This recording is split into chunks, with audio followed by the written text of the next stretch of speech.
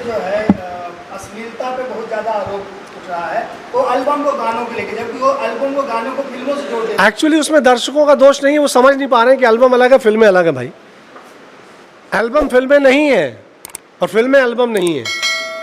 अगर आपको अश्लीलता पे बात करनी है तो एल्बम्स पे बात करिए ना, फिल्मों पे क्यों बात कर रहे हैं? फिल्में तो एक सी एक इतिहास है हमारा भोजपुरी का।